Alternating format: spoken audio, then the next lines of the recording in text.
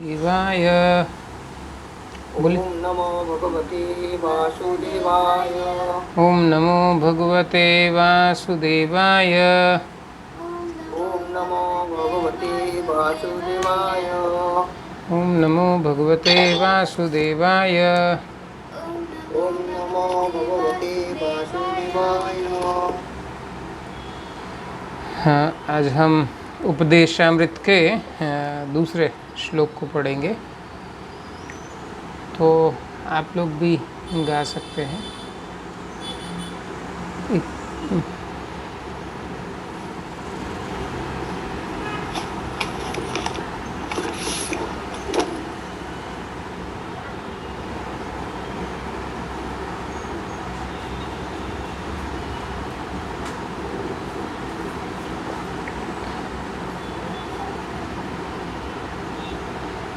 हाँ, आप लोग स्क्रीन पर देख सकते हैं।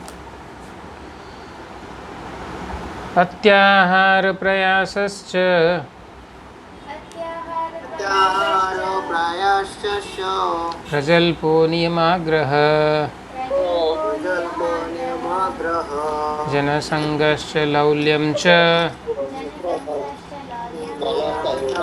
षडभिर्भक्ति विनश्यति। विनश्यते। अत्याहार प्रयासश्च प्रत्याहार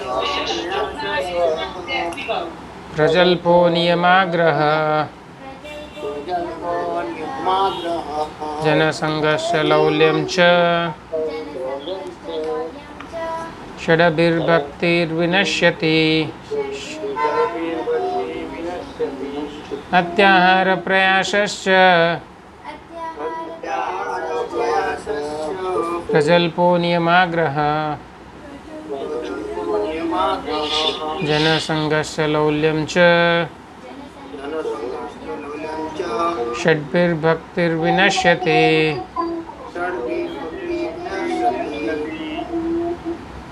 तो इसका अनुवाद इस प्रकार है। जब कोई निम्नलिखित 6 क्रियाओं में अत्यधिक लिप्त हो जाता है तो उसकी भक्ति विनष्ट हो जाती है। तो पहला है आवश्यकता से अधिक खाना या आवश्यकता से अधिक धन संग्रह करना। उन सांसारिक वस्तुओं के लिए अत्यधिक उद्यम करना जिनको प्राप्त करना अत्यंत कठिन है। तीसरा, सांसारिक विषयों के बारे में व्यर्थ बातें करना। चौथा, शास्त्रीय विधि विधानों को आध्यात्मिक उन्नति के लिए नहीं अपितु केवल नाम के लिए अभ्यास करना या शास्त्रों के विधि विधानों को त्याग कर स्वतंत्रता पूर्वक या मनमाना कार्य करना। पांचवा, ऐसे सांसारिक व्यक्तियों की संगति करना जो कृष्ण भावनामृत में रुचि नहीं रखते। तथा छठा, सांसारिक उपलब्धियों के लिए लालच करना। ओम अज्ञानतिमिरान्धस्य ज्ञानाञ्जनं शलाकया चक्षुरुन्मिलितं येन तस्मै श्रीगुरुवे नमः। विष्णुपादाय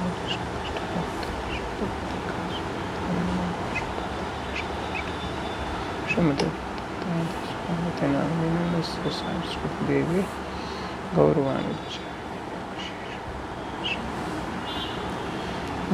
नहीं,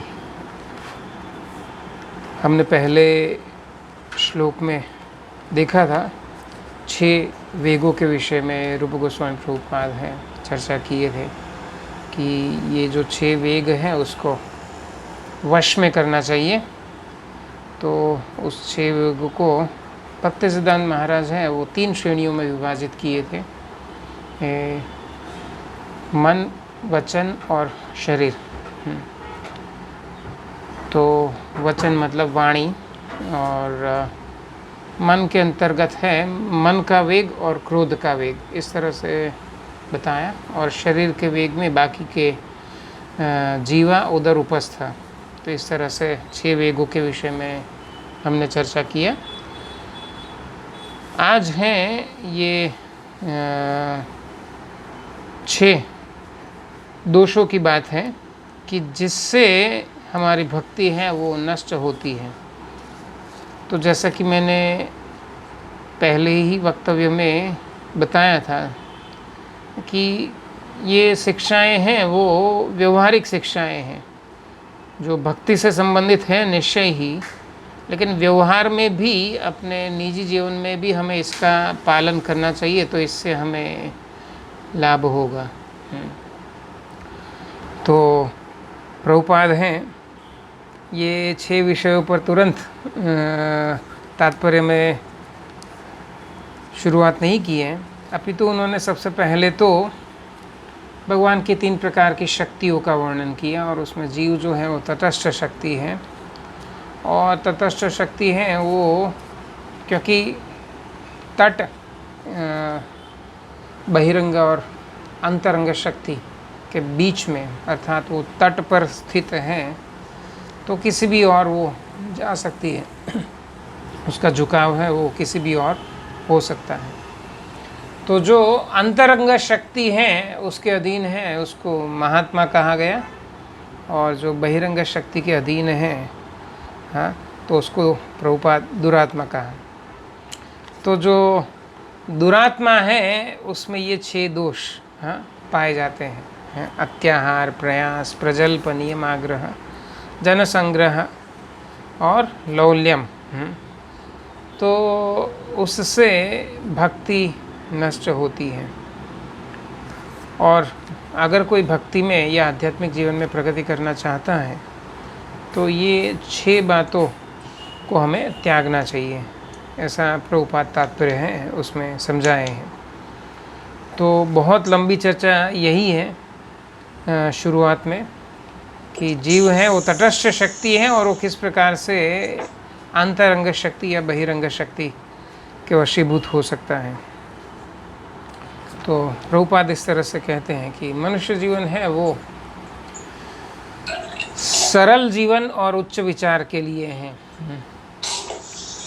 तो जो जीवन सरल ना हो, ऐसा मतलब इंद्रिय भोगों युक्त जीवन जो है वह तो पशु जीवन में भी हम व्यतीत करते ही हैं, लेकिन मनुष्य जीवन है उसमें विशेष बुद्धि है तो विशेष उद्देश्य है। लेकिन क्योंकि वो तटस्थ शक्ति है, प्रभुपाद यहाँ पर तीसरी शक्ति, पहली और दूसरी शक्ति है नहीं, पहली शक्ति अंतरंग शक्ति, दूसरी शक्ति है वो तटस्थ शक्ति, और तीसरी शक्ति है माया शक्ति अथवा बहिरंग शक्ति। तो जीव जो है बद्धावस्था में वो तीसरी शक्ति के वश में हो जाता है। तो जैसे अग्नि है और आग का एक तिनका है, तो सूक्ष्म होने के कारण जैसे ही आग का एक तिनका या चिंगारी है वो अग्नि से विभक्त होती है, अलग होती है, तो वो बुझ जाती है। तो उसी प्रकार हालांकि जीव जो है चेतन शक्ति है, फिर भी जब वो भगवान से अपने आप को विलग कर लेता है तो वो माया शक्ति के वशीभूत हो जाता है। तो जो जीव है अंतरंग शक्ति के वशीभूत होता है, या जो अंतरंग शक्ति का आश्रय लेता है, तो वो महात्मा कहा जाता है। भगवद गीता में इसकी व्याख्या इस प्रकार की है, महात्मानस्तु मां पार्थ दैवीं प्रकृतिमाश्रिता भजन्ति अनन्य मनसो ज्ञात्वा भूतादिम अव्ययम।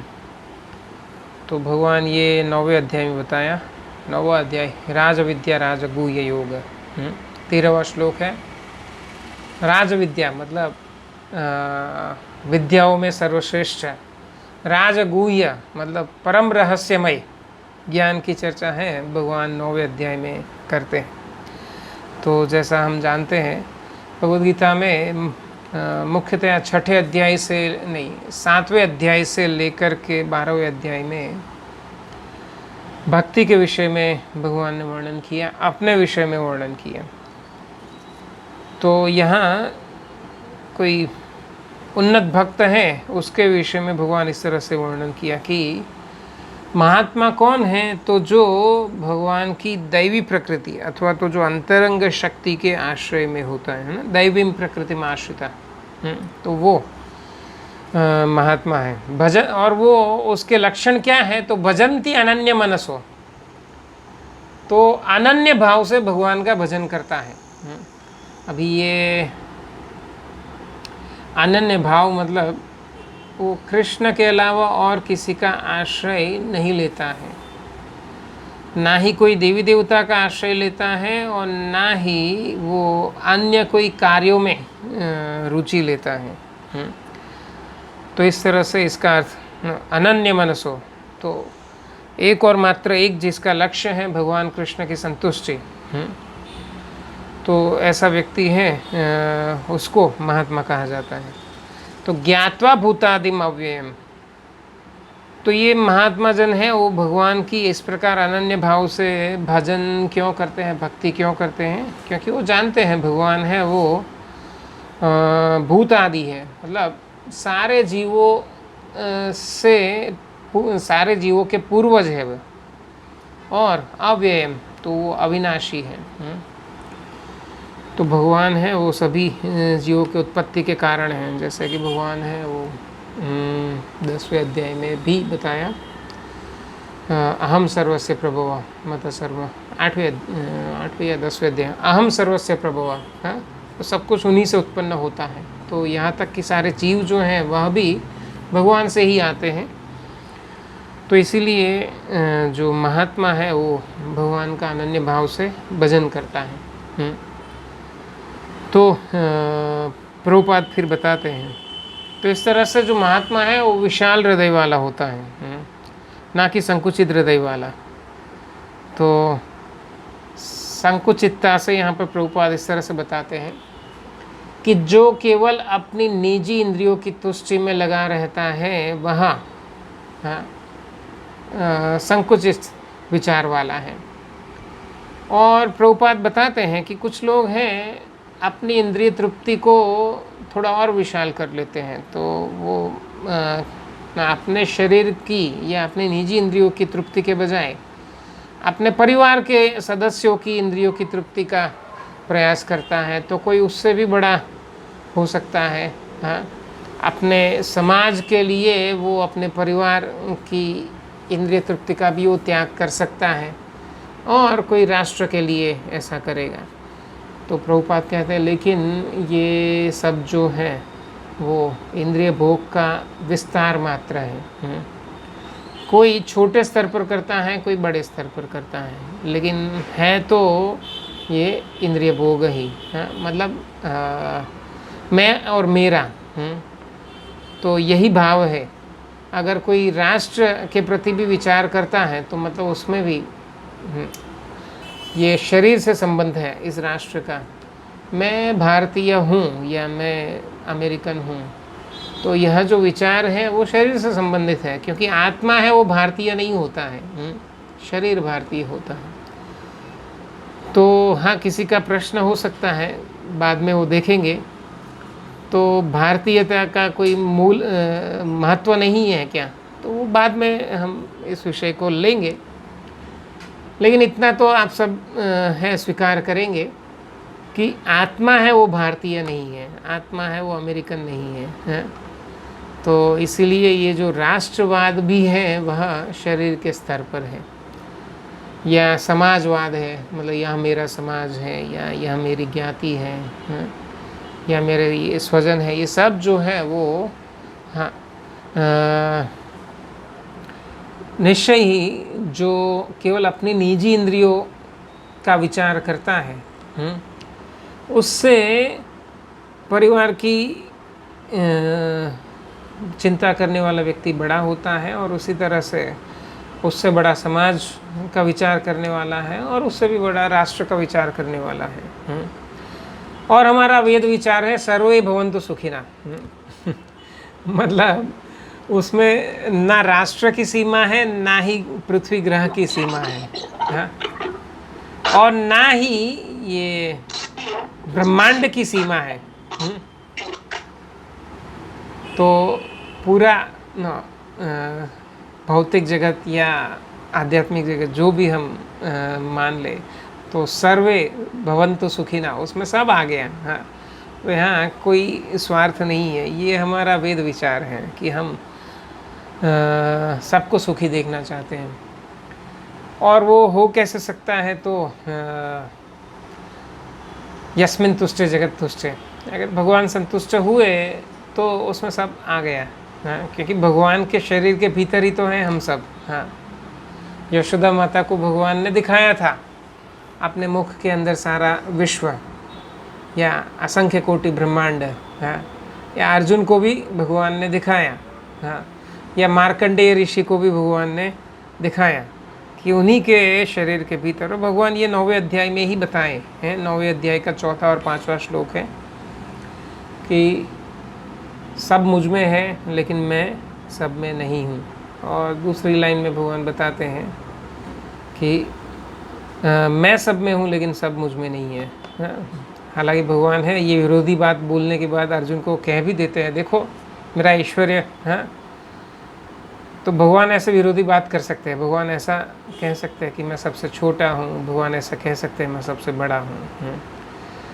तो हम किसी भी प्रकार का क्लेम नहीं कर सकते इस तरह से कि मैं सबसे बड़ा हूँ या सबसे छोटा हूँ। तो यहाँ कहने का तात्पर्य ये है कि भगवान को संतुष्ट करने से सारा संसार है वो संतुष्ट हो ही जाता है। तो फिर हमें व्यक्तिगत रूप से ना तो अन्यों की ना ही अपनी निजी संतुष्टि की आवश्यकता रहती है। और प्रभुपाद कहते हैं कि भौतिक दृष्टि से ये सब है वो ठीक है, लेकिन आध्यात्मिक दृष्टि से ऐसे कार्यों का कोई महत्व नहीं है। और निश्चय ही किसी का समाज के प्रति सेवा है या राष्ट्र की सेवा है तो मुक्ति दिलाने वाला नहीं है। हमें अगर राष्ट्र के प्रति आसक्ति है तो हम फिर से आएंगे यहाँ पर। हाँ, और फिर से हमें जन्म मृत्यु जरा व्याधि दुख दोषानुदर्शनम, हाँ, तो ये जन्म मृत्यु जरा व्याधि है उसमें उलझना पड़ेगा। तो प्रभुपाद आगे कहते हैं कि ये अंतरंग शक्ति या दैवी प्रकृति है, उसकी अधिष्ठात्री कौन है, तो श्रीमती राधा रानी अथवा लक्ष्मी जी। तो जो लक्ष्मी जी या राधा रानी के आश्रय में होते हैं वो उनके जीवन का लक्ष्य क्या होता है। तो जैसे हम भगवान विष्णु के साथ में लक्ष्मी जी का फोटो देखते हैं, या जब भी ऐसे लक्ष्मी नारायण का विचार आता है तो तुरंत हमारे मन में एक ही चित्र आता है। भगवान है शेष शैया पर लेटे हुए हैं और लक्ष्मी जी हैं उनका पाद सेवन कर रही है। हाँ, तो चरण चंपी कर रहे हैं। तो जो उनके आश्रय में है, जो लक्ष्मी जी के अनुयायी हैं, तो वह भी क्या करेंगे, यही करेंगे। जीवन का एकमात्र लक्ष्य है भगवान कृष्ण या विष्णु की संतुष्टि। हाँ, और जो महात्मा नहीं है, हाँ, जो महात्मा है वो इस तरह से, हाँ, जैसे ये श्लोक में, गीता के ये श्लोक में व्याख्या किया कि महात्मानस्तु मां पार्थ दैवीं प्रकृतिम आश्रिता। तो जो राधा रानी या लक्ष्मी जी के अनुयायी हैं, जो उनके आश्रय में हैं, तो वो क्या करेंगे, भजन्ति अनन्य मनसो, तो भगवान का अनन्य भाव से भजन करते हैं। हाँ, तो ऐसे लोगों को महात्मा कहा। और जो ऐसे महात्मा नहीं है वो प्रभुपाद कहते हैं कि दुरात्मा है अथवा तो संकुचित हृदय वाले होते हैं। है ना। तो आशा है मैंने संकुचित शब्द का अर्थ है आपको स्पष्ट किया या आपको समझ में आया। तो एक बार फिर से, मतलब अपनी निजी इंद्रियों की तृप्ति है, हाँ, उसको संकुचितता कहते हैं। और ये संकुचितता है उसको सीमित मात्रा में थोड़ा विशाल किया जाए तो वो परिवारवाद या समाजवाद या राष्ट्रवाद का नाम धारण करेगी। लेकिन वास्तव में विशालता क्या है, हाँ, सर्वे भवन्तु सुखिनः, ये वास्तव में विशालता है, हृदय की विशालता, कि भगवान का भक्त है, जो महात्मा है, वो तो संसार के सभी जीवों का कल्याण इच्छता है। हाँ, तो भगवान का भक्त ही है वो वास्तव में महात्मा है। तो जो दुरात्मा है क्योंकि वो माया के वश में रहते हैं, तो इसीलिए इस संसार में वो बार बार आते रहना पड़ेगा अपनी ही आसक्ति के कारण। हाँ, अगर हमें परिवार में आसक्ति है या शरीर में आसक्ति है या समाज या राष्ट्र में आसक्ति है, तो बार बार इस संसार में आना पड़ेगा। और प्रभुपाद कहते हैं कि त्रिविध तापों को सहना पड़ेगा, आदि भौतिक, आध्यात्मिक और आदि दैविक। यहाँ प्रभुपाद ने संस्कृत में कहीं से उद्धृत किया है, दैव भूतात्मा हेतव। तो दैव भूतात्मा हेतव, दैव मतलब आदि दैविक, भूतात्मा भूत अर्थात आदि भौतिक, और आत्मा तो आध्यात्मिक।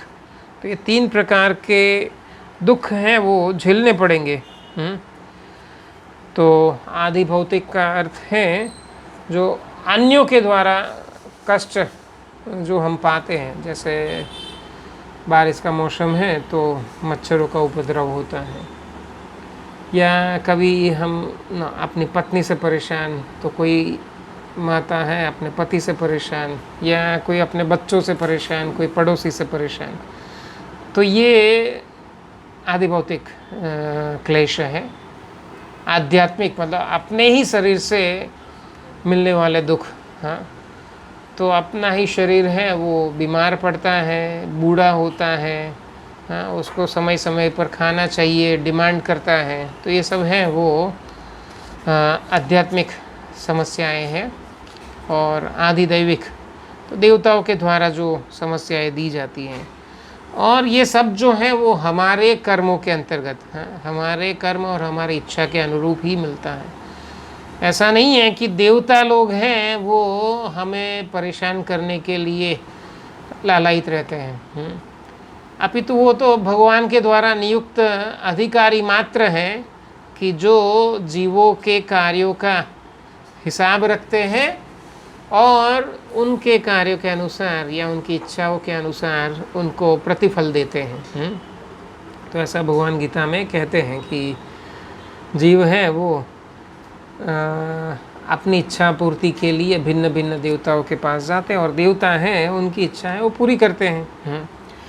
तो देवता लोग जो कुछ भी करते हैं वो हमारे ही कर्मों और हमारी इच्छाओं के अनुसार करते हैं, तो उसमें देवताओं का कोई दोष नहीं है। हम स्वयं ही अपनी परिस्थिति के लिए जिम्मेदार हैं।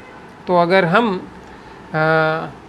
भगवान की दैवी प्रकृति का आश्रय लेते हैं तो ये त्रिविध ताप है या जो जन्म मृत्यु जरा व्याधि है, ये इन सब से हम मुक्त हो सकते हैं। तो प्रभुपाद फिर समझाते हैं, हाँ लेकिन हम यह शरीर मिला है, इस संसार में आए हैं, तो इस शरीर के निर्वाह के लिए तो कुछ करना ही पड़ेगा निश्चय ही, और आत्मा के लिए भी कुछ करना पड़ेगा। तो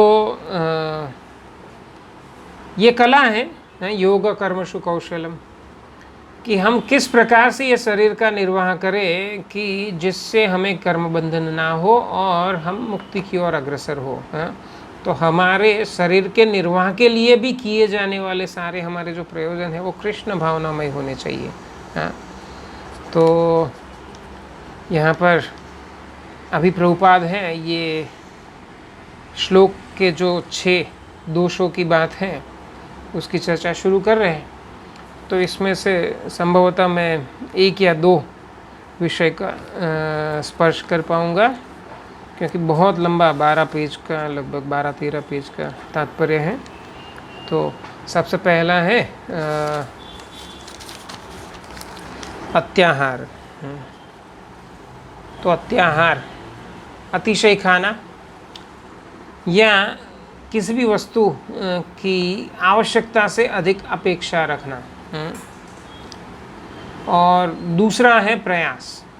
प्रभुपाद कहते हैं मतलब जो अत्याहार करने की इच्छा रखता है वही उसको पाने के लिए अधिक प्रयास करता है। मतलब ये जो प्रयास है वो उसका जन्म है अत्याहार से ही होता है।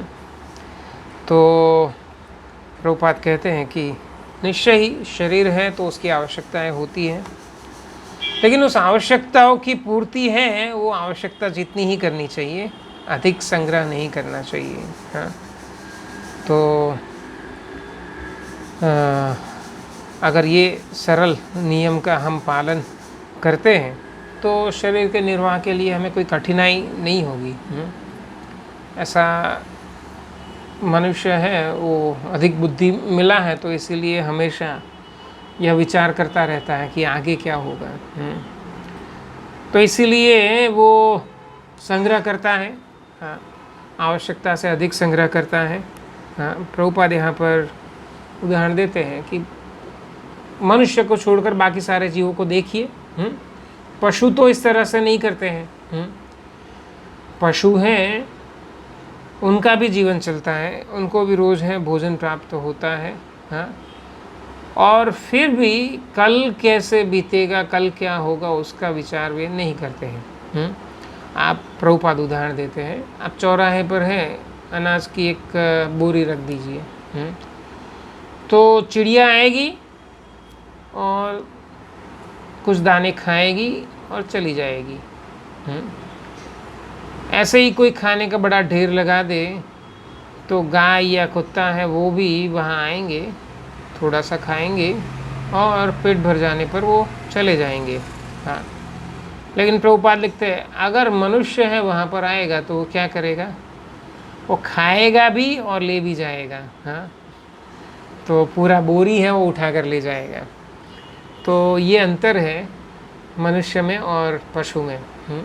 और मतलब ये अंतर जो है वो अच्छा अंतर नहीं है। ऐसे हम कई बार ऐसे कहते हैं कि वो हितोपदेश का श्लोक है या ऐसा ही कुछ है, चाणक्य ने भी कहा है।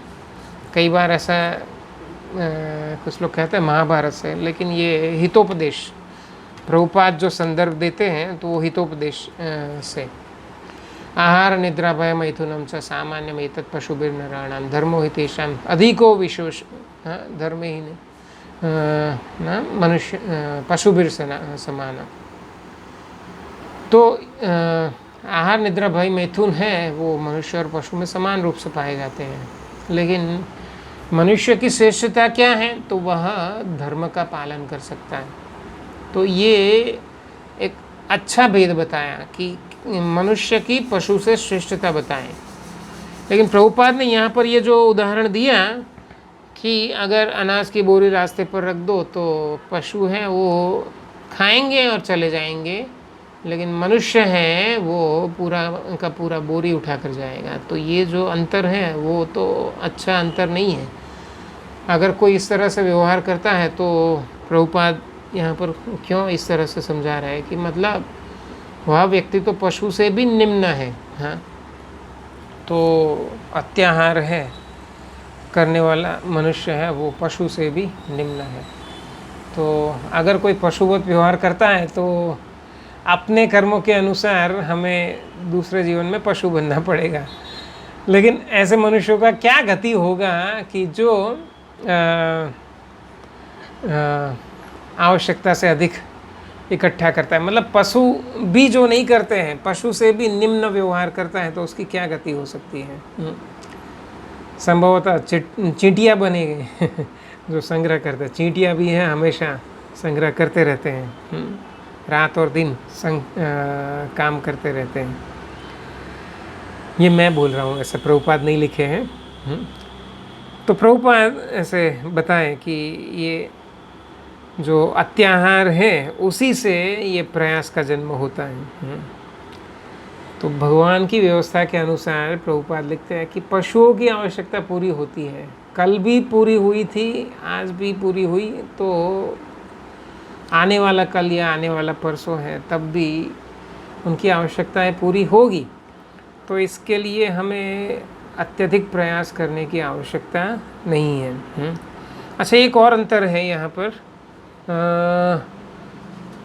कि ये अत्याहार है तो खाने की बात अगर करें तो पशुओं में सामान्यतया बीमारियां नहीं पाई जाती हैं। बहुत कम पशु हैं वो बीमार होंगे, या कभी हम गाय या ऐसे कुत्ता या ऐसे कोई पशु को कि उनको डायरिया हो गया, उनको वॉमिट हो गया, ऐसे बहुत कम देखते हैं।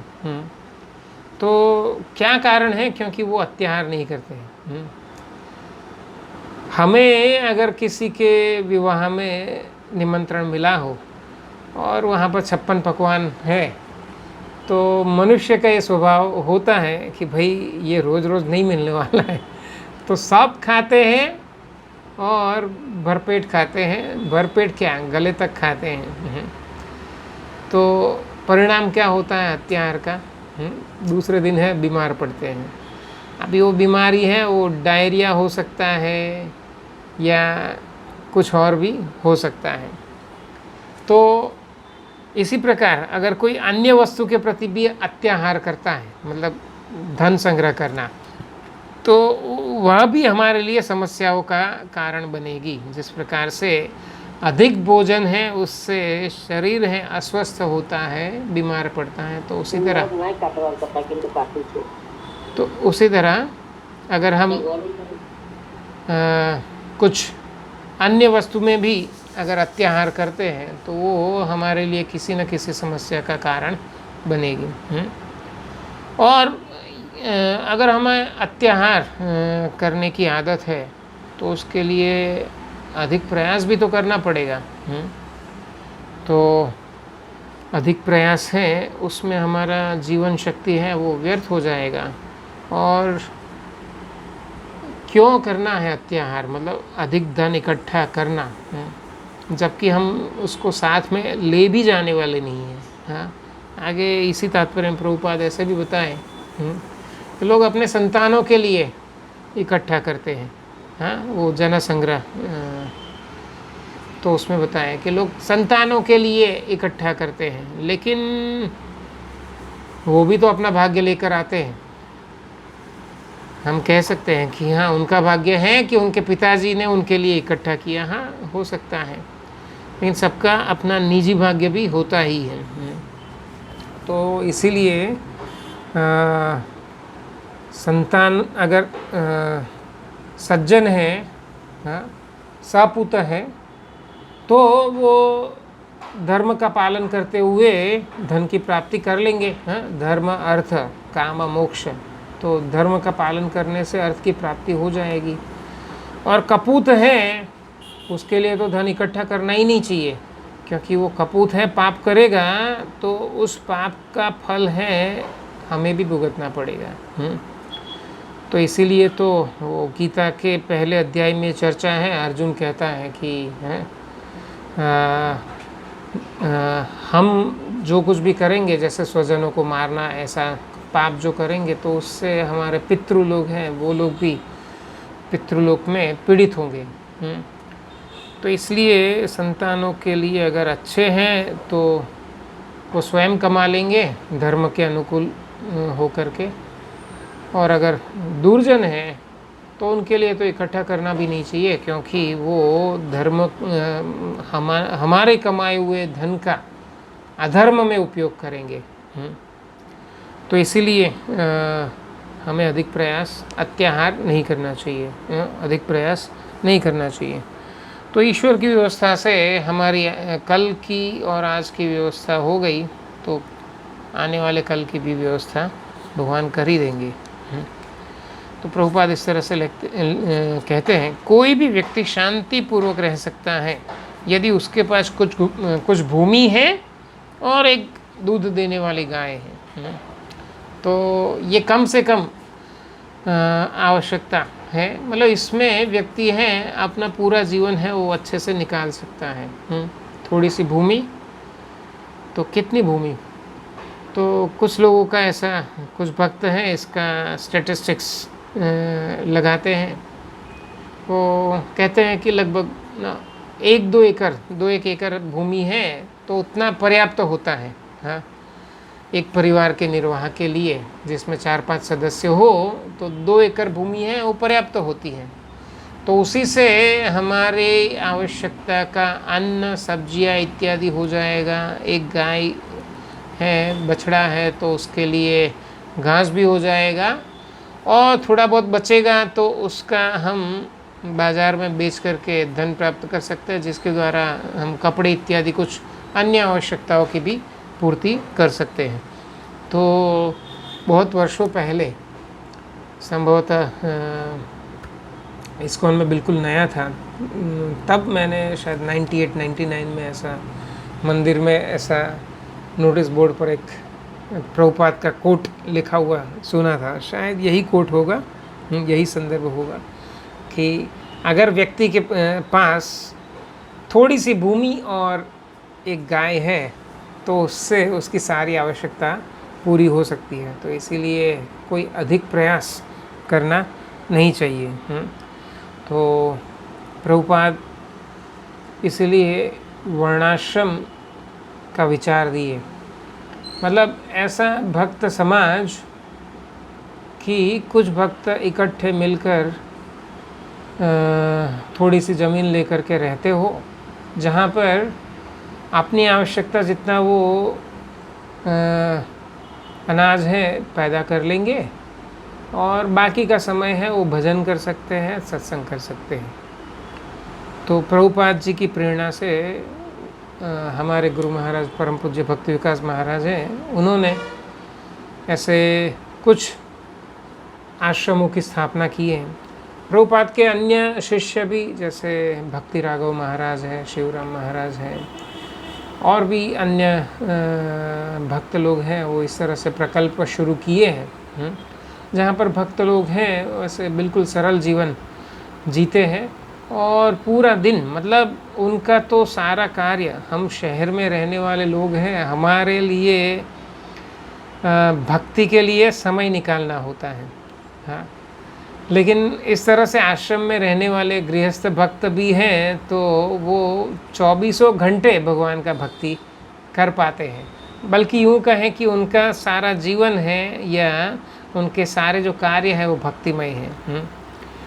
तो यह संभव है, प्रभुपाद यहाँ पर कहे कि अगर कोई सरल जीवन और उच्च विचार के लिए निश्चय कर ले और ऐसे थोड़ी सी भूमि और एक गाय के ऊपर ही आश्रय, हाँ, हमारा परम आश्रय तो भगवान ही है, या जैसे भगवान स्वयं बताए देवीं प्रकृति में आश्रिता, जिनका आश्रय लक्ष्मी जी हैं तो उनको किस बात की चिंता हो।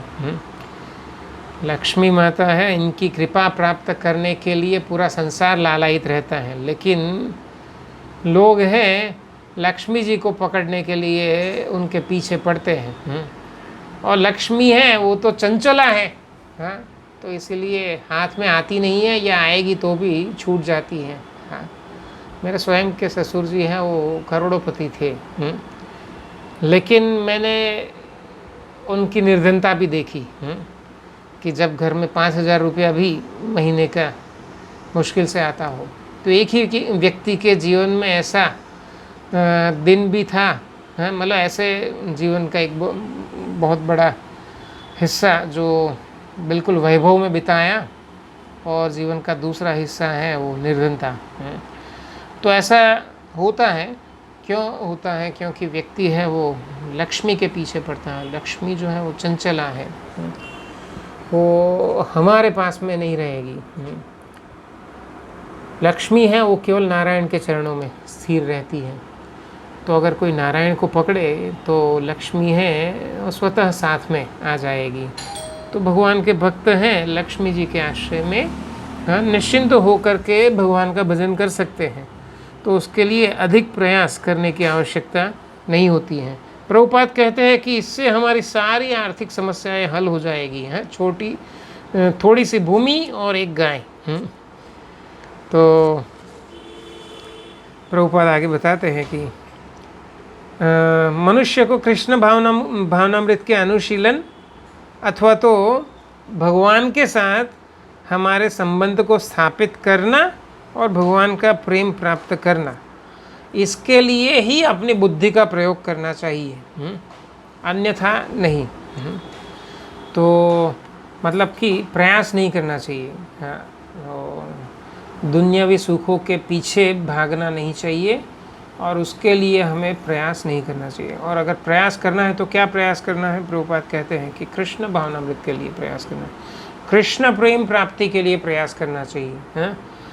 तो दुर्भाग्यवश सभी मनुष्य हैं, तथाकथित सभ्य समाज के अधिकांश सभी मनुष्य हैं, वो तो कृष्ण भावनामृत का विचार नहीं करते हैं, और केवल अपनी आवश्यकता को ही प्राप्त करने के लिए या अधिक आवश्यकताओं को पूरी करने के लिए अपना सारा जीवन है झोंक देते हैं, और अपनी सारी इंद्रियों की तुष्टि के लिए इंद्रिय भोग में सारा जीवन है वो लगा देते हैं। तो इस तरह से तो अपनी बुद्धि का प्रयोग है वो नहीं करना चाहिए। तो प्रभुपाद यहाँ पर बहुत ही महत्वपूर्ण बात कि अभी भी हम सोचते हैं कि मनुष्यों की संख्या बहुत बढ़ गई है, करीब करीब 7.5 अरब या 8 अरब जितना दुनिया का वस्ती है हो गया है। तो कुछ वर्षों पहले 100 वर्ष पहले कितना होगा, शायद 1 अरब होगा। तो अभी 100 वर्ष पहले भारत की जनसंख्या कितनी होगी, शायद 5-10 करोड़ होगी। अभी का जो भारत है 100 वर्ष पहले तो अफ़गानिस्तान, पाकिस्तान, भूटान, नेपाल, तिब्बत और बर्मा, बांग्लादेश इत्यादि सब मिलाकर भारत कहा जाता था। एनीवे, तो जो वर्तमान भारत की जनसंख्या है वह भी 100 वर्ष पहले शायद 10 करोड़ के आसपास होगी, जो अभी 135-140 करोड़ तक पहुंच गई है। लेकिन प्रभुपाद कहते हैं फिर भी भूमि इतनी पर्याप्त है कि सभी की आवश्यकता पूरी कर सकती है। हाँ, लेकिन फिर भी मनुष्य हैं वो अत्याहार के लिए प्रयास करता है, और कृष्ण भावना के लिए या कृष्ण प्रेम के लिए प्रयास नहीं करता है। तो इसीलिए वो क्या करता है, तो अपनी अधिक इच्छाओं की पूर्ति के लिए फैक्ट्रियाँ लगा दिया, कसाई घर बना दिए, और वेश्यालय बनाए, मदिरालय बनाए। और इस तरह से ये जो मनुष्य का प्रयास है वो बढ़ता ही जा रहा है, बढ़ता ही जा रहा है, बढ़ता ही जा रहा है। यहाँ पर हम सब जो सुन रहे हैं उसमें अधिकांश लोगों ने हमारे जीवन में भी ऐसे बहुत बड़े बड़े बदलाव हमने देखे। एक समय था जो पूरे मोहल्ले में एक आध लाइन वाला फ़ोन हुआ करता था, लेकिन अभी एक घर के अंदर 4-5 फ़ोन है। हाँ, और वो भी एक समय था कि सिंपल वाला फ़ोन यूज़ करते थे, और अभी सबके जेब में या तो आईफोन है या एंड्रॉयड है। तो इतना बड़ा बड़ा बदलाव। हाँ, तो ये अति प्रयास का परिणाम है, और हम देख सकते हैं कि ये हमारा अत्याचार ही है ना। आजकल अभी एंड्रॉयड है, उसमें डबल सिम या 3 सिम 4 सिम वाला भी फ़ोन आता है, लेकिन फिर भी ऐसे लोग भी देखे हैं कि एक एक जेब में 2-2 3-3 एक व्यक्ति भी ऐसे एंड्रॉयड फ़ोन है वो रखता है। तो ऐसे ही हमने अपनी आवश्यकताओं को बढ़ा लिया है। ये अत्याहार है, और अत्याहार को पूरा करने के लिए क्या करना पड़ेगा, तो अति प्रयास करना पड़ेगा। और अति प्रयास का परिणाम क्या होता है, तो कोई व्यक्ति जो ऐसे बहुत धन कमाने के पीछे लगता है, तो जैसे मैंने कहा कि अधिक भोजन है वो शरीर को बीमार करता है, तो उसी तरह ये धन के विषय में भी जो अत्याहार है वो हमारे लिए समस्या है। तो ऐसा व्यक्ति है जो अति प्रयास करता है, तो शरीर के स्वास्थ्य का ध्यान रखने के लिए समय नहीं रहता है। वो ना तो समय से उठ सकता है, ना सो सकता है, और ना ही अपने अन्य कार्यों को समय पर कर सकता है, मतलब खाना भी वो समय से नहीं खाता है। तो इतना है वो धन कमाने में व्यस्त होता है। तो अपनी ऐसी दिनचर्या के परिणाम स्वरूप क्या होगा कि वो शरीर में डायबिटीज़ या ब्लड प्रेशर ऐसी बीमारियों को घर कर लेता है। तो ब्लड प्रेशर है, नमक नहीं खा सकता है, और डायबिटीज़ है तो मीठा नहीं खा सकता है, तो रह क्या गया खाने के लिए है। हाँ, बिना नमक के भी कोई खाना खाना होता है क्या? तो मतलब धन इतना है लेकिन फिर भी वो उसका उपभोग नहीं कर सकता है। और ऐसे ऐसे लोग देखे हैं। हाँ, तो मैं व्यवसाय से शिक्षक हूँ, तो पढ़ाने के लिए जाता हूँ कभी कभी, बहुत धनवान लोगों के घर पे भी जाते हैं। तो ऐसे बड़ी बड़ी सोसाइटी होती है जहाँ पर बड़े बड़े बंगलोज होते हैं, तो वहाँ पर ऐसे बंगलो होते हैं कि उसको संभालने के लिए नौकर रहते हैं, और वो नौकर है पूरे घर को एंजॉय करते हैं। नौकर ने एक टाइटल है वो स्वीकार कर लिया क्या कि मैं नौकर हूँ, हाँ, लेकिन उसका उतना झुकना, उसके बदले में उसको पूरा बंगलो और बंगले के अंदर के सारी सुविधाएं, खाना इत्यादि सब है वो मिल रहा है। और दूसरी ओर कोई व्यक्ति है वो स्वामी बनने के चक्कर में बंगला तो बना लिया लेकिन वो हमेशा फैक्ट्रियों में घूमता है या ऑफिस में घूमता है। तो घर है, हाँ, सारी सुविधा है, वैभवी घर है, लेकिन सारा जो वैभव है वो नौकरों के लिए है। तो सीधी सी बात है, व्यक्ति किसके लिए कमा रहा है? नौकरों के लिए कमा रहा है, अपने लिए भी नहीं। हाँ, उसको तो भान भी नहीं है कि वो किसके लिए कमा रहा है। हाँ, तो ऐसी अवस्था है। अति प्रयास का परिणाम है व्यक्ति अंधा हो जाता है। हाँ, और वो देख नहीं सकता है कि मैं किस लिए ये सब कर रहा हूँ, तो किस लिए मैं भाग रहा हूँ, कहाँ जाना है मुझे, मेरा गंतव्य क्या है। हाँ, तो भागे जा रहे हैं। तो ऐसे प्रभुपाद है यहाँ पर कहते हैं कि वे सोचते हैं कि उन्हें, मतलब किसी को अगर ऐसे सलाह दे कि अधिक इकट्ठा नहीं करना चाहिए और अधिक पाने का प्रयास नहीं करना चाहिए, ना ही अधिक खाना चाहिए, या कृत्रिम सुविधाओं को इकट्ठा नहीं करना चाहिए। तो अगर किसी को ऐसा कहते हैं तो कहेंगे कि अरे आप हमें आदिम जीवन शैली की ओर लौटाना चाहते हैं, मतलब आप पुराने विचार वाले हैं। तो क्या गंवार है, गंवार आप। हाँ, गांव में है नल नहीं होता है। हाँ, खैर अभी तो मोदी जी की योजना है घर घर नल। हाँ तो घर घर बिजली पहुंचाई, अभी घर घर है वो नल पहुंचाएंगे।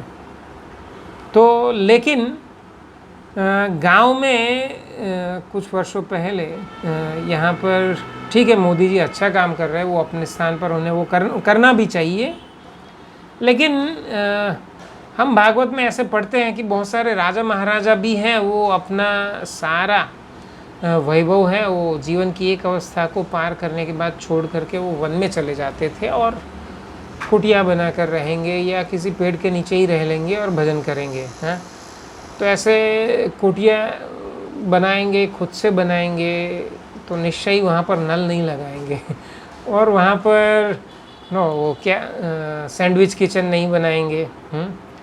और वहाँ पर किसी भी प्रकार की सुविधा नहीं होगी। हाँ, संभवतः उनके पास 2 लंगोट होगी और 2 गमछे होंगे, या एक आध गमछा हो सकता है, 2 गमछे तो इतना, या एक कमंडल है जिसी में मतलब उसी में खाना है, उसी में पीने के लिए पानी, और उसी में नहाना है, और उसी में टॉयलेट जाने के बाद धोना भी उसी से है। हाँ, तो ऐसे तो कितने सारे राजा महाराजा का प्रसंग है वो श्रीमद् भागवतम में हम पढ़ते हैं।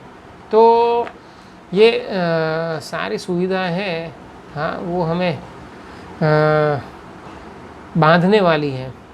तो अगर हम ये सुविधा है जो हमें बांधने वाली है यह समझ जाए तो हम इसको छोड़ सकते हैं। कभी ना कभी तो हमें छोड़ना पड़ेगा।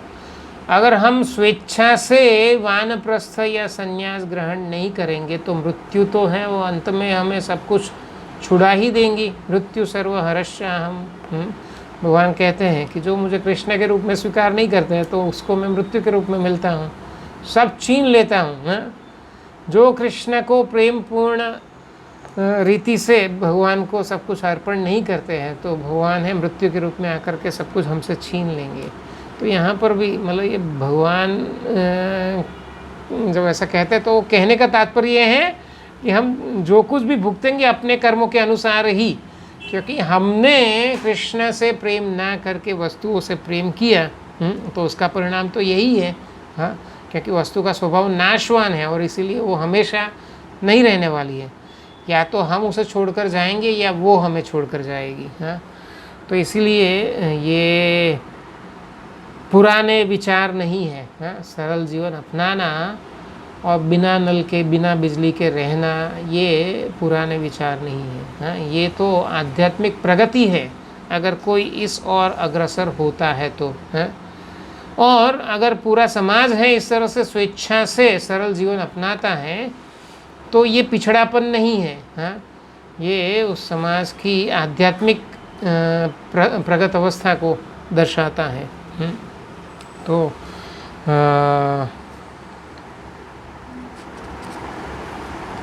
प्रभुपाद आगे बताते हैं कि जीवन का उद्देश्य यही है। हाँ, कि भगवान को जानना, ईश्वर साक्षात्कार है, वही हमारे जीवन का उद्देश्य, और इसीलिए हमें विशेष बुद्धि दी गई है और इसी के लिए हमें शास्त्रों के मार्गदर्शन का पालन करना चाहिए कि कैसे हमें जीवन जीना है। देखो ये शास्त्र ही तो है, उपदेशामृत, और वह क्या सिखाता है हमें? अत्याहार नहीं करना है, अति प्रयास नहीं करना है। तो प्रभुपाद यहाँ पर हैं श्रीमद् भागवतम का प्रथम स्कंद दूसरा अध्याय। हाँ, तो ये मुझे बहुत प्रिय है दूसरा अध्याय श्रीमद् भागवतम प्रथम स्कंद। प्रभुपाद ने भी वो जो अमेरिका गए और उन्होंने जो भजन लिखा उसमें यह अध्याय के 5 श्लोक उद्धृत किए हैं। शृण्वतां स्वकथा कृष्ण। हाँ, आप लोगों ने सुना ही होगा प्रभुपाद का भजन। तो उसी अध्याय का ये श्लोक यहाँ पर प्रभुपाद ने उद्धृत किया है। धर्मस्य अपवर्गस्य नार्थो अर्थाय कल्पते, नार्थस्य धर्म एकांतस्य कामो लाभाय स्मृतः। हाँ, तो अपवर्ग, पवर्ग मतलब प से परिश्रम, फ से फेन। हाँ, मतलब अति प्रयास करना, प से परिश्रम, और फ से फेन मतलब काम करेंगे तो मुंह में झाग आएगा। हाँ, फेन, प फ ब, ब से व्यर्थता। हाँ, बंगाली लोग हैं वो व के बदले ब बोलते हैं। तो इस तरह से संस्कृत में भी यहाँ पर ब से व्यर्थता या व्यर्थता। हाँ, तो हम ये जो कुछ भी करते हैं, हाँ, अधिक परिश्रम करना और मुंह में फेन आना, तो वो हमारी हमारे प्रयासों की व्यर्थता दर्शाता है। व्यर्थता, प फ ब भ से भय। हाँ, तो जो इस तरह से भौतिक वस्तुओं को इकट्ठा करने के लिए अपना जीवन लगा देते हैं तो हमेशा भयभीत रहते हैं कहीं ये मुझसे छूट ना जाए या हाँ, मैं मर ना जाऊँ। और म से मृत्यु। हाँ, तो मृत्यु है वही तो इस संसार का वास्तविक सत्य है। तो ये प फ ब भ म, हाँ, इसको प वर्ग कहते हैं।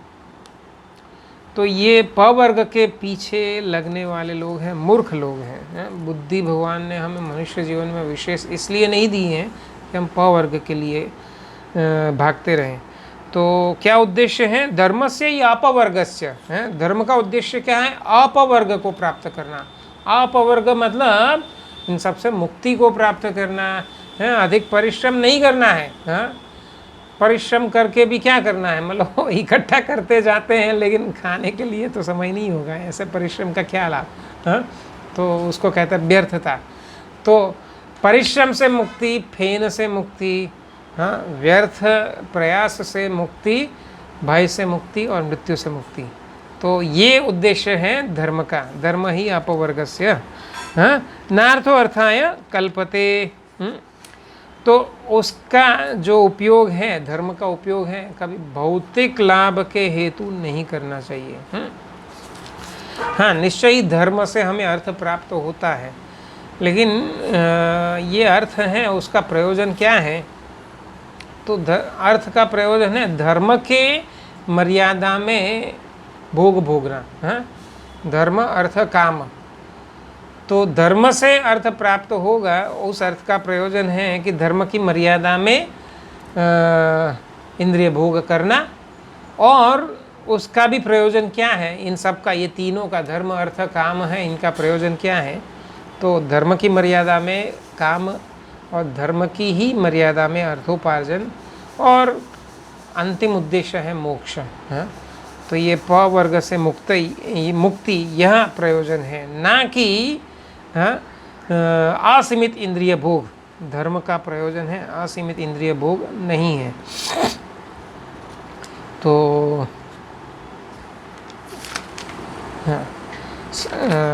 नार्थस्य धर्म एकांतस्य कामो लाभाय ही स्मृतः। जो परम धर्म में लगा हुआ है उसे भौतिक लाभ का उपयोग इंद्रिय तृप्ति के अनुशीलन में नहीं करना चाहिए। तो हम अपनी इच्छा के कारण ही संसार में हैं, तो अगर हम अपनी इच्छाओं को वश में नहीं कर सकते, तो इसीलिए भगवान ने दया करके हमें भोग कर, नहीं, हम पिछली बार ये चर्चा किए थे, कृष्ण बड़ो दयामय करी बारे जीवा जाए, स्वप्रसाद न दिलो भाई। तो भगवान ने हमारी इंद्रिय तृप्ति के लिए धर्म के अनुकूल भी रास्ता बताया है। हाँ, तो जिसके द्वारा है हम अपनी इंद्रियों को धर्म की मर्यादा में तृप्त कर सकते हैं और बाकी का समय, शक्ति, धन इत्यादि सब कुछ है हम भगवान की सेवा में लगा सकते हैं। बल्कि उद्देश्य यह है कि पूर्ण रूप से भगवान की सेवा में। तो भागवतम ही यह उदाहरण देता है कि जैसे वृक्ष की जड़ में पानी डालने से वृक्ष के सारे अंग हैं तृप्त हो जाते हैं, तो उसी तरह उदर में भोजन डालने से शरीर के सारे अंग हैं तृप्त हो जाते हैं। तो उसी प्रकार कृष्ण की संतुष्टि से हम स्वयं भी और समाज के सारे अंग, संसार के प्रत्येक जीव हैं, वो तृप्त हो जाएंगे। इसके लिए हमें अलग से प्रयास करना ही नहीं होता है। तो अगर वैष्णव हैं या जो महात्मा हैं वो अगर प्रयास करेंगे तो क्या प्रयास करेंगे? तो भगवान कृष्ण की संतुष्टि, भगवान कृष्ण की सेवा, यही हमारा उद्देश्य होना चाहिए। तो ये विषय में भी प्रभुपाद बहुत कुछ आगे लिखे हैं। चलिए 2-3 मिनट और लूँगा। प्रभुपाद कहते हैं कि मानव सभ्यता, जब ये शब्द का प्रयोग हम करते हैं सभ्यता, तो सभ्यता का प्रथम चरण ही है कि धर्म का आचरण करना है, और वह भी शास्त्रों के मार्गदर्शन में है। तो इसीलिए हमें हमारी बुद्धि को प्रशिक्षित करना चाहिए धर्म का पालन करने के लिए और शास्त्रों को समझने के लिए। तो इसीलिए हमें प्रभुपाद की पुस्तकों को नियमित पढ़ना चाहिए। अन्यथा यहाँ पर प्रभुपाद अभी वही तो उपदेश वाला कि धर्म के बिना अन्यथा मनुष्य है वो पशु ही है, धर्मे नहीं ना पशुभिर समाना। हाँ, तो धर्म का उद्देश्य है केवल रोटी पाना नहीं है। मतलब शायद प्रभुपाद यहाँ ये व्यंग में लिखे हैं, क्योंकि ईसाई लोग हैं वो इस तरह से प्रार्थना करते हैं, oh my God give me my daily bread. तो प्रभुपाद ये कई बार ये वाक्य को कहा है कि क्रिश्चियन लोग इस तरह से भगवान से क्यों कहते हैं? भगवान तो स्वतः ही हमारा पालन करते हैं। तो भगवान से हमें प्रार्थना ऐसे नहीं करना चाहिए, भगवान हमें आपकी सेवा दीजिए, आप तो हम पर बड़ा उपकार करते ही हैं, हाँ, अभी हमें अवसर दीजिए हम आपकी सेवा कर सकें। हैं, भगवान तो हमारी बहुत सेवा करते ही हैं। तो ये धर्म की पराकाष्ठा है।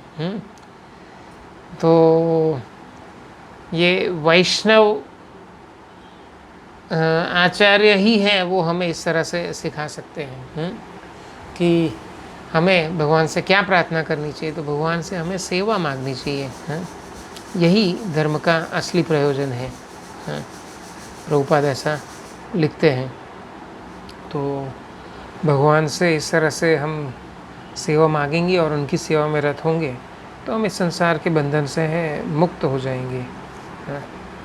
तो धर्म है प्रभुपाद, ये भी एक बहुत महत्वपूर्ण वास्तविक धर्म क्या है जो हमें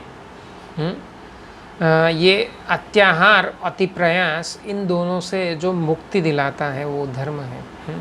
वास्तविक धर्म है वो हमें इनसे मुक्ति दिलाएगा, और जो नकली धर्म है वो हमें इंद्रिय भोगों में लगाएगा। हाँ, तो हमें इसमें विवेक रखना चाहिए। सौभाग्य से हम श्रील प्रभुपाद की परंपरा से जुड़े हैं, और प्रभुपाद हमें इस तरह से सिखा रहे हैं। रूप गोस्वामी प्रभुपाद ने जो लिखा उपदेशामृत में, तो वो हमें सिखा रहे हैं कि सरल जीवन, हाँ, और कृष्ण सेवा, ये हमारे जीवन का उद्देश्य है। जीवस्य तत्व जिज्ञासा, यही असली उद्देश्य है। परम सत्य के विषय में जानना, कृष्ण के विषय में जानना। और अपनी निजी आवश्यकताएं जो लोग बढ़ा लेते हैं, तो उनके पास समय कहाँ है। अगर कुछ लोग इस तरह से कहते हैं भगवान ने सब कुछ बनाया किस लिए, हमारे भोग के लिए ही तो बनाया है। हाँ, चाहे वो स्त्री हो या धन हो या खाना हो या जानवर हो, सब कुछ है वो हमारे लिए है। तो जो व्यक्ति है वो इस तरह से इन सब वस्तुओं के भोग में लगेगा, तो फिर भगवान के विषय में चिंतन करने के लिए समय कहाँ पर होगा। तो यहाँ पर आज मैं विराम दूंगा। तो प्रभुपाद है, मतलब अब तक की जो चर्चा की उसमें सार यह है कि प्रभुपाद कहते हैं कि हमें धन या किसी भी वस्तु का या भोजन का अत्याहार नहीं करना चाहिए, और उसी के लिए अति प्रयास नहीं करना चाहिए, अपितु हमें भगवान की सेवा के लिए अति प्रयास करना चाहिए। हरे कृष्ण। तो किसी का इस विषय में कुछ प्रश्न या मंतव्य हो तो बताइए। मैं समय थोड़ा अधिक ले लेता हूँ, क्षमा करें कि तात्पर्य है वो बहुत लंबे लंबे हैं।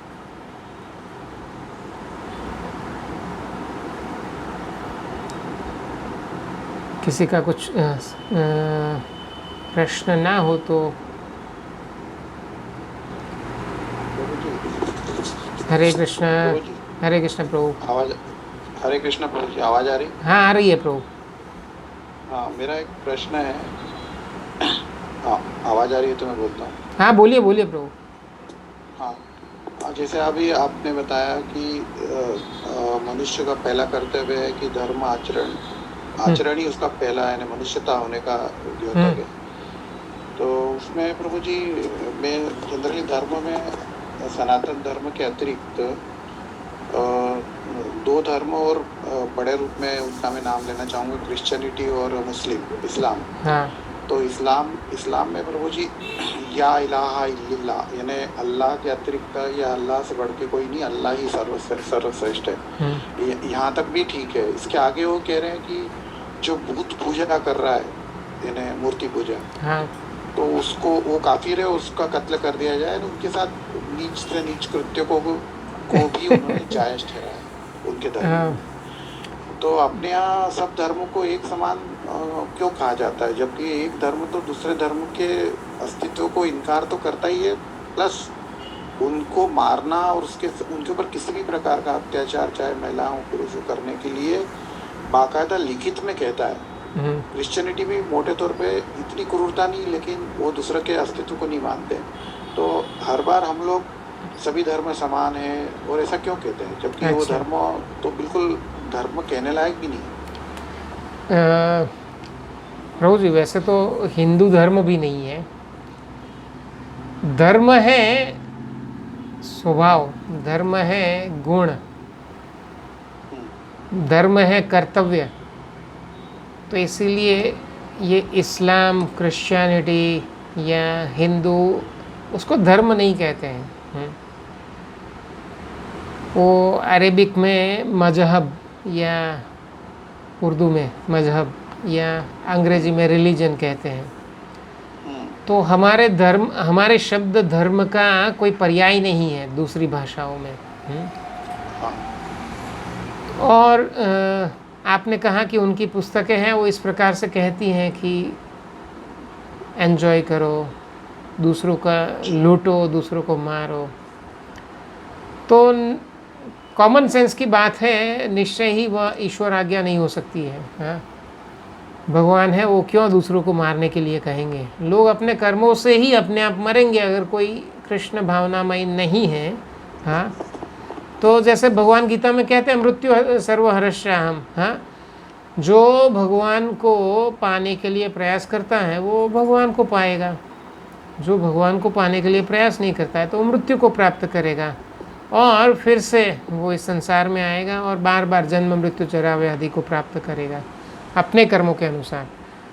तो उसके लिए भगवान को किसी को आदेश देने की आवश्यकता नहीं कि सबको मार डालो, और सबको मार ही डालना है तो पैदा क्यों किया। मेरे ख्याल से ये आज के विषय का आज के विषय से बाहर का है। तो इस लेकिन मैं बस इतना ही कहूँगा कि वह ईश्वर ही कैसा जो अपनी ही पैदा की हुई जो सृष्टि है उसको ख़त्म करना चाहता है। तो इसीलिए थोड़ा भी सामान्य बुद्धि का प्रयोग करेंगे तो हम समझ सकते हैं कि यह तो धर्म नहीं है, हाँ? दूसरों को मार डालो। हाँ, भगवान जब अर्जुन को कहते हैं तो वो कौरवों के कर्मों का फल है, हाँ? लेकिन भगवान है सबको मार डालो ऐसा तो नहीं कहते हैं भगवान, हाँ? भगवान तो ये मतलब भगवद गीता की शुरुआत में यहाँ तक कि ये जो दुर्योधन भी है वो मरने वाला नहीं है। दुर्योधन है, भीष्म या द्रोण है, कोई भी मरने वाला नहीं है, हाँ? सबसे पहली शिक्षा है कि कोई मरता नहीं है। भगवान की सबसे पहला वाक्य है कि गतासु न गतासुश्च न अनुशोचन्ति पंडिता, हाँ? कि कोई अगर सोचता है कि कोई मर गया या कोई नहीं मरा है, हाँ, तो ये उसका भ्रम है। वास्तव में कोई मरता ही नहीं है या कोई जन्म लेता ही नहीं है। सबसे पहली शिक्षा यह है। तो इसीलिए जो मुझे नहीं मानता है उसको मार डालो, ये जो विचार है वो ईश्वर का नहीं हो सकता है, भगवान का नहीं हो सकता है। ठीक है। और मैंने इसी के संदर्भ में ये प्रभुपाद का वाक्य जो इनडायरेक्ट इंडिकेशन है, प्रभुपाद है वो देखो क्या कहा, यहाँ हिंदी में पढ़ रहा हूँ, प्रभुपाद ओरिजिनली इंग्लिश में लिखा, लेकिन जिन्होंने भी अनुवाद किया तो निश्चय ही प्रभुपाद के अनुवाद प्रभुपाद के वाक्य को यथारूप में प्रस्तुत किया होगा।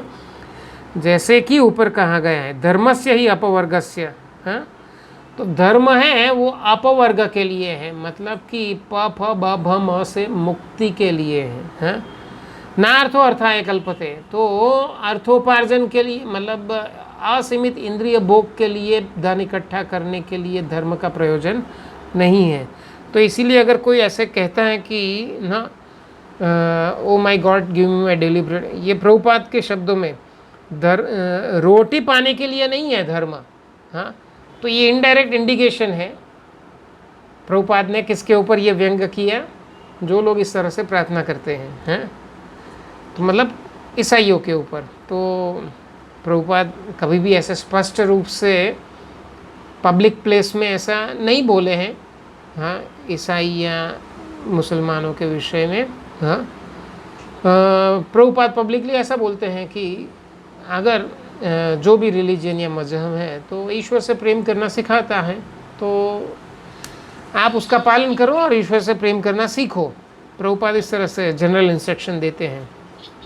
लेकिन प्रभुपाद इनडायरेक्टली सबको इस तरह से चैलेंज करते थे, हाँ। वो जब पादरियों से भी मिलते थे तो इसी तरह, हाँ, आप इस तरह से प्रार्थना क्यों करते हो, आप लोग दूसरे जीवों को मारते क्यों हो, हाँ, इस तरह से प्रभुपाद है वो चैलेंज करते थे। ठीक है, तो और किसी का कोई आज के विषय के संबंध में प्रश्न है? हरे कृष्णा प्रभु जी। हरे कृष्ण। हाँ प्रभु जी, मेरा ये क्वेश्चन था, जैसे आपने बोला अत्याहार जो धन भी ज्यादा नहीं इकट्ठा करना चाहिए, तो मेरा ऐसे क्वेश्चन था कि हमारे मन में ऐसे विचार धन के लिए आते हैं कि हमारे पास अगर ज्यादा पैसा हो तो हमें भगवान को अच्छा भोग लगा सकते हैं, भगवान मंदिर में भेंट दे सकते हैं, वैष्णव को अच्छा भोजन खिला सकते हैं। तो ये क्या प्रभु जी, ऐसे जैसे मन में भगवान तो कहते हैं कि मेरे को तो मुनि ज्ञानी पसंद है, तो ऐसे हमको संकल्प नहीं आने चाहिए? बहुत सारे नीति शास्त्र हैं जो हमें व्यवहारिक ज्ञान देते हैं, जिसमें मनुस्मृति प्रमुख है, और भी कुछ नाम मैं जो जानता हूँ, चाणक्य नीति है या विदुर नीति है, शुक्र नीति है, ऐसे बहुत सारे नीति शास्त्र हैं। तो वो हमें एक मर्यादा में संग्रह करने की भी छूट देती है। नीति शास्त्र हैं वो हमें एक मर्यादा में, जैसे अन्न है तो अन्न है वो 3 वर्ष चल सके उतना संग्रह करने का छूट दिया जाता है। 3 वर्ष या 1 वर्ष ऐसा कुछ है, उतना हम संग्रह कर सकते हैं। तो उसी तरह धन के विषय में भी बताया है कि कुछ मात्रा में हम धन का संग्रह कर सकते हैं, लेकिन चाणक्य है वो बिल्कुल स्पष्ट बताते हैं कि धन है वो घूमना चाहिए, उसी से समाज है उसकी आर्थिक व्यवस्था है वो सुदृढ़ रहती है। तो धन घूमेगा कैसे, मतलब राजा कर के रूप में इकट्ठा करता है, फिर वो क्या प्रजा के ही कल्याण में उसका प्रयोग करता है। हाँ, और वो निर्धन लोगों को, ब्राह्मण लोगों को, सन्यासी, वानप्रस्थ इत्यादि को दान भी देता है। और वो वही उदाहरण सबके लिए भी लागू होता है। अगर हम आवश्यकता से अधिक कमा भी लेते हैं तो फिर क्या हमें याद रखना चाहिए, ईशावास्यम इदम सर्वम, ईशोपनिषद का पहला मंत्र। सब कुछ तो भगवान का है, हमें अपने आवश्यकता जितना ही उसमें प्रयोग करना है, बाकी का छोड़ देना है या समाज को दे देना चाहिए। मेरा प्रभु जी क्वेश्चन ये कि जैसे वो भगवान कहते हैं कि अनन्य भाव से मेरी भक्ति करो, लेकिन हमारे मन में ऐसे कि हमारे पास अगर ज्यादा धन हो तो भगवान से ऐसे ये कि तो फिर भगवान ठीक है। तो आप धन के लिए प्रयास करते हैं और फिर ऐसा सोचते हैं कि अधिक धन होगा तो अधिक सेवा करूंगी, तो कीजिए। अगर आप 10,000 रुपये कमाते हैं और 10,000 रुपये में से अगर 500 रुपये भगवान की सेवा में खर्च कर सकते हैं, जो कि 5% हुआ, तो अगर आप कल को 1 लाख रुपए कमाएं तो क्या आपको कितना देना चाहिए भगवान को? हाँ, कितना देना चाहिए? मेरा तो मानना है कि प्रभु जी जितनी अपनी आवश्यकता उतना रखो, बाकी का भगवान को दे दो, क्योंकि हम तो कल क्या ले जाने वाले हैं, सब यही रहने वाला है। जनरली क्या होता है, जो लोग इस तरह से भगवान से प्रार्थना करते हैं, तो जिनका सैलरी 10,000 से 1 लाख हो जाता है, सैलरी 10 गुना हुआ तो डोनेशन है दुगुना हो जाता है। समझे? मतलब 10,000 में से 500 रुपये भगवान के लिए, तो 1 लाख में से 1,000 रुपये भगवान के लिए। जबकि होना क्या चाहिए था, कम से कम प्रोपोर्शनलिटी बढ़ाओ। अगर भगवान ने आपको सैलरी 10 गुना दिया तो अभी डोनेशन है 10 गुना करो, 5,000 करना चाहिए। लेकिन उससे भी आदर्श क्या है, जब 10,000 भगवान देते थे ना, तब भी 9,500 में हम अपना घर चलाते थे। तो अब जब भगवान है 1 लाख देते हैं तो उसमें 9,500 मेरे और 99,500 रुपये भगवान के, बराबर। ये आदर्श है। ईशावास्यम इदम सर्वम यत्किंच जगत्याम जगत तेन त्यक्तेन पुंजिता। अपनी आवश्यकता जितना रखो, बाकी का छोड़ दो। हाँ, ठीक है, मतलब छोड़ दो, मतलब कृष्ण का है, कृष्ण को अर्पण। हाँ, ठीक है, समय अधिक हो गया है, क्षमा करें। यहाँ पर हम समाप्त करते हैं। हरे कृष्णा। श्री ईशोपनिषद की जय, श्रील प्रभुपाद की जय, श्रील रूप गोस्वामी प्रभुपाद की जय। वाञ्छाकल्पतरुभ्यश्च कृपा सिन्धुभ्येव च पतितानां पावनेभ्यो वैष्णवेभ्यो नमो नमः।